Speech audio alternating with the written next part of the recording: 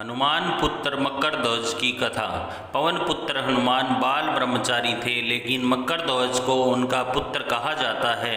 यह कथा उसी मकरध्वज की है। वाल्मीकि रामायण के अनुसार लंका जलाते समय आग की तपिश के कारण हनुमान जी को बहुत पसीना आ रहा था।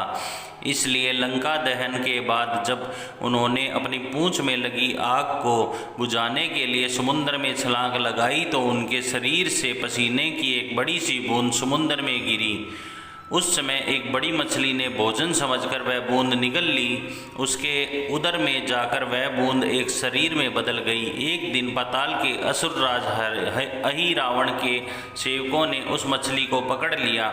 जब उसका पेट चीर रहे थे तो उसमें से वानर की आकृति का एक मनुष्य निकला। वे उसे अहिरावण के पास ले गए। अहिरावण ने उसे पातालपुरी का रक्षक नियुक्त कर दिया। यही वानर हनुमान पुत्र मकरध्वज के नाम से प्रसिद्ध हुआ। जब राम रावण का युद्ध हो रहा था तब रावण की आज्ञानुसार अहिरावण राम लक्ष्मण का अपहरण कर उन्हें पातालपुरी ले गया। उनके अपहरण से वानर सेना भयभीत व शोकाकुल हो गई, लेकिन विभीषण ने यह भेद हनुमान के समक्ष प्रकट कर दिया। जब राम लक्ष्मण की सहायता के लिए हनुमान जी पातालपुरी पहुँचे तब उन्होंने पाताल के द्वार पर एक वानर को देखा तो वे आश्चर्यचकित हो गए।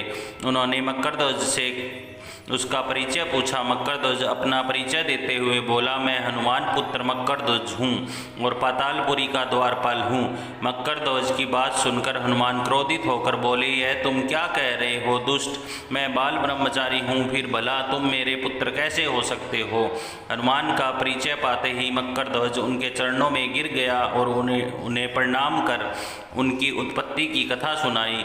हनुमान जी ने भी मान लिया कि वह उनका ही पुत्र है, लेकिन यह कहकर कि वे अभी अपने श्री राम और लक्ष्मण को लेने आए हैं। जैसे ही द्वार की ओर बढ़े वैसे ही मकरध्वज उनका मार्ग रोकते हुए बोला, पिताश्री, यह सत्य है कि मैं आपका पुत्र हूँ, लेकिन अभी मैं अपने स्वामी की सेवा में हूँ, इसलिए आप अंदर नहीं जा सकते। हनुमान ने मकरध्वज को अनेक प्रकार से समझाने का प्रयास किया, किंतु वह द्वार से नहीं हटा। तब दोनों में घोर युद्ध शुरू हो गया। देखते ही देखते हनुमान जी उसे अपनी पूंछ में बांधकर पाताल में प्रवेश कर गए। हनुमान जी सीधे देवी मंदिर में पहुंचे, जहां अहिरावण राम लक्ष्मण की बलि देने वाला था। हनुमान जी को देखकर चामुंडा देवी पाताल लोक से प्रस्थान कर गई। तब हनुमान जी देवी रूप धारण करके वहां स्थापित हो गए। कुछ देर के बाद अहिरावण वहां आया और पूजा अर्चना करके जैसे ही उसने राम लक्ष्मण की बलि देने के लिए तलवार उठाई, वैसे ही भयंकर गर्जना करते हुए हनुमान जी प्रकट हो गए और उसी तलवार से अहिरावण का वध कर दिया। उन्होंने राम लक्ष्मण को बंधन मुक्त किया। तब श्री राम ने पूछा, हनुमान, तुम्हारी पूंछ में यह कौन बंधा है? बिल्कुल तुम्हारे समान ही लग रहा है, इसे खोल दो। हनुमान ने मकरध्वज का परिचय देकर उसे बंधन मुक्त कर दिया। मकरध्वज ने श्री राम के समक्ष सिर झुका लिया।